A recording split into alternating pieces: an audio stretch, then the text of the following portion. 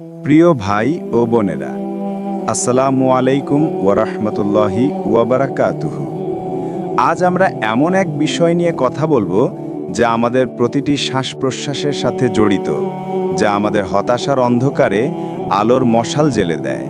তা হলো আল্লাহর ক্ষমা ও অসীম রহমত। আমরা মানুষ, আমরা ভুল করি। আমাদের জীবনে এমন সময় আসে যখন আমরা পাপের ভারে নুয়ে পড়ি, যখন মনে হয় আমাদের আর মুক্তির কোনো পথ নেই।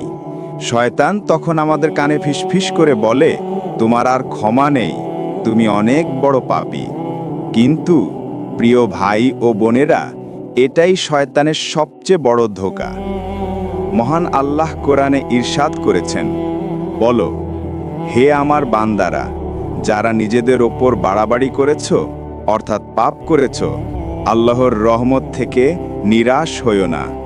নিশ্চয় আল্লাহ সমস্ত গুনাহ ক্ষমা করে দেন। তিনি তো ক্ষমাশীল, পরম দয়ালু। সূরা জুমার আয়াত 53। এই আয়াতটি আমাদের জন্য এক বিশাল সুসংবাদ, এক অফুরন্ত আশার আলো। আল্লাহ তাআলা আমাদের পাপ যত বড় হোক না কেন তা ক্ষমা করার জন্য প্রস্তুত। তার রহমত আমাদের কল্পনার চেয়েও বেশি প্রশস্ত। আমরা হয়তো অতীতের ভুল নিয়ে অনুতপ্ত, কোনো পাপের জন্য নিজেদের অপরাধী মনে করছি। কিন্তু মনে রাখবেন, অনুতপ্ত হওয়াটা ঈমানের একটি অংশ। যখন একজন বান্দা সত্যিই অনুতপ্ত হয় এবং আল্লাহর কাছে ক্ষমা চায়, তখন আল্লাহ তাকে ক্ষমা করে দেন। আমাদের প্রিয় নবী মুহাম্মদ সাল্লাল্লাহু আলাইহি ওয়াসাল্লাম বলেছেন, যে ব্যক্তি তওবা করে তার কোনো গুনাহ থাকে না যেন সে গুনাহ করেনি। ইবনে মাজাহ।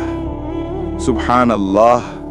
আল্লাহ তাআলা শুধু ক্ষমা করেই ক্ষান্ত হন না, বরং আমাদের পাপগুলো মুছে দেন যেন আমরা নতুন জীবন শুরু করতে পারি। আমরা কেন হতাশ হব? কেন নিজেদের শেষ ভেবে বসে থাকব?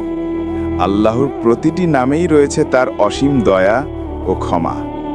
তিনি আর রহমান, পরম দয়ালু, আর রাহিম, অতি দয়ালু, আল গফুর, সর্বাধিক ক্ষমাশীল, আত-তাওয়াব, তওবা কবুলকারী।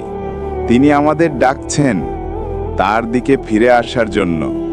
তিনি আমাদের জন্য অপেক্ষা করছেন। আমাদের সামনে এখনো সুযোগ আছে নিজেদের শুধরে নেওয়ার। প্রতিটি নতুন দিন, প্রতিটি নতুন মুহূর্ত আল্লাহর পক্ষ থেকে এক নতুন সুযোগ। আজই আমরা আমাদের জীবনের একটি নতুন অধ্যায় শুরু করতে পারি। অতীতের পাপ নিয়ে আফসোস করে সময় নষ্ট না করে বরং ভবিষ্যতের জন্য সংকল্পবদ্ধ হই। দৃঢ় সংকল্প করি যে আমরা আর সেই ভুলগুলো করব না। আল্লাহর উপর ভরসা রাখি, তিনি আমাদের পথ দেখাবেন। জীবনের পথ মসৃণ নয়, প্রতিকূলতা আসবে, দুঃখ আসবে, কিন্তু যখন আমরা আল্লাহর রহমতের ছায়ায় থাকি, তখন কোনো ঝড়ই আমাদের টলাতে পারে না। যখন আমরা জানি যে আমাদের একজন রব আছেন, যিনি সব সময় আমাদের পাশে আছেন, তখন সকল ভয় দূর হয়ে যায়। তিনি আমাদের মনের সকল উদ্বেগ দূর করে শান্তি দান করেন। আসুন আমরা আল্লাহর কাছে দোয়া করি, আমাদের পাপের জন্য ক্ষমা চাই, আমাদের হৃদয়কে তার স্মরণে প্রশান্ত করি। মনে রাখবেন, আল্লাহ তার বান্দাদের ভালোবাসেন। তিনি চান আমরা তার কাছে ফিরে আসি, তার রহমত লাভ করি। সুতরাং হতাশ হবেন না, আল্লাহর রহমত থেকে নিরাশ হবেন না। তাওবার দরজার সব সময় খোলা আছে।